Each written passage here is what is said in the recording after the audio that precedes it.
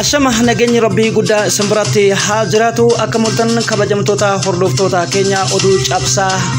magalgala kanaatti qindeeffannee isin dhageessa oduu kana wajjinani Soof Margadaat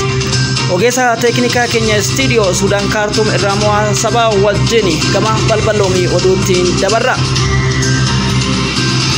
Abdii Firreen Galchana uummata Oromoo gootichi waraana bilisummaa Oromoo konyaawwan Oromiyaa lixa giddugalaa fi kibbaatti injifannoo gurguddaa fudhachuun dhagahame.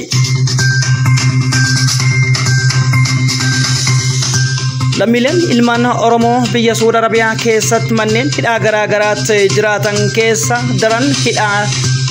Galaashwees keessatti argamtu keessatti hedduun isaanii daraa qofa osoo hin ta'in dhibbootaan kan lakkaa'aman lubbuu bahuu akka hin dandeenyee fi reebichi hamaan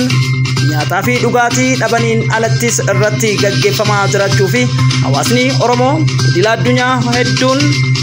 isaan qaqqabuu fi sagalee guddaa ta'uu akka qabuuf miidiyaaleen idila addunyaa fi xiinxaltoonni siyaasaa hayyoota rogeeyyii dhaabbileen mirga namoomaa hundi akka isaan qaqqaban ifoomsaniiru.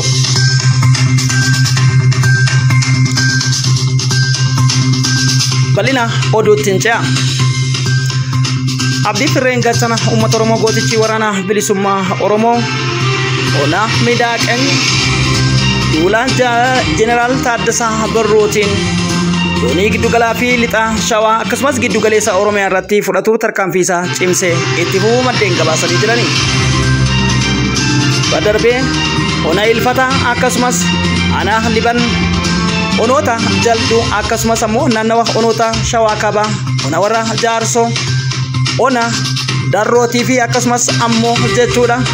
onoota kanneen akka hidhabuu abootee irratti tarkaanfii cimaa fudhachuu bira darbee har'a wanti addaa dhagahame yoo jiraate Abuna Gindabaratii fi naannawa isheetti simannaan injifannoo guyyoota 5 booda inni godhameen hawaasa Oromootii fi dheebottoota qabsoo bilisummaa Oromoo bilisummaa hawwaniif hedduu simannaan taasifameera. Kanumaan wal qabate jechuudha loloota guyyaa 4 taasifamaniin seensota raayyaa ittisa poolisii addaa fi milishoota 438 kan guyyaarraa dabalatee ajjeesu akkasumas ammoo 39 booji'uu fi hedduu isaanii biyyootti dabalu lola guyyaa kaleessaa keessatti marfii tokko dishqaa 2 booji'uun isaa injifannoo olaanaa ta'uu mooraa qabsoo bilisummaa Oromoo onaa zoonii giddugalaatti himameera. Ajjechaan godinoota Oromiyaa keessatti bifa kanaan wal qabatee labsame. Oromiyaan Support Group kan jedhu dhaabbanni mirga dhala namaa kan saba Oromootii fi akkasumas sadarkaa idila Itoophiyaa fi gaanfa Afrikaatti falmu Itoophiyaa keessatti yoo xiqqaate namoonni 2,720 ol ajjeefamu isaan kanneen hangafummaan Oromoo jechuudhaan maddeen yoo gabaasu kunis ji'oota 6 kana keessatti lammiiwwan ilmaan Oromoodha onoota Wallagga lixaatti 976 ol akkasumas godina addaa Oromoo Wallootti tokko yoo hidhatti darbataman dhibbootaan kan lakkaa'aman mana hidhaatti baafamanii ajjeefamaniiru. Dhimma kana wal qabate profaayilii fi ragaawwan dhaabbanni kun qindeesse Amnesty International, Human Rights Watch fi dhaabbanni mirga namoomaa idila addunyaa hedduun mirkaneessuu isaa maddeen gabaasaniiru.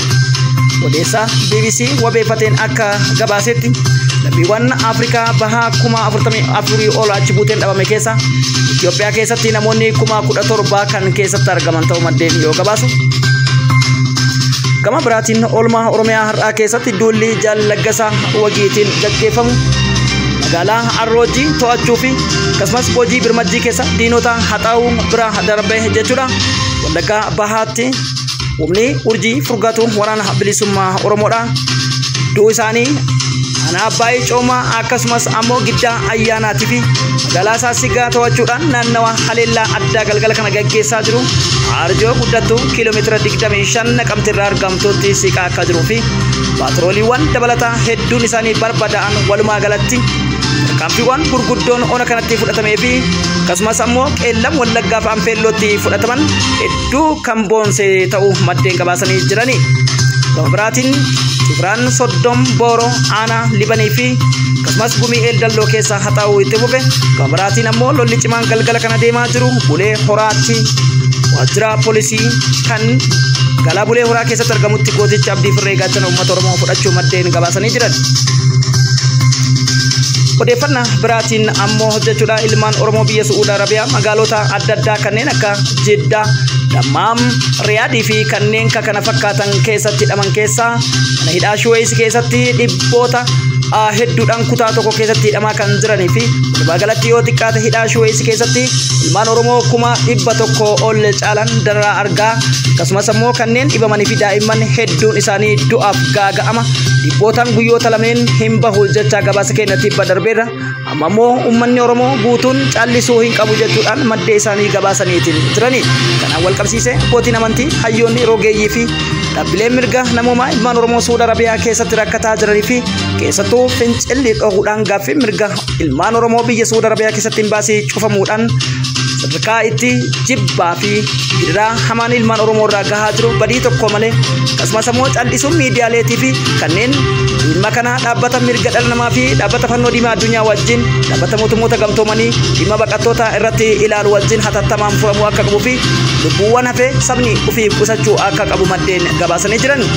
bal'ina oduuwwan kanaa fi kan kana fakkaataniin barii barraaqaa kan sanbata walitti deebinu ta'a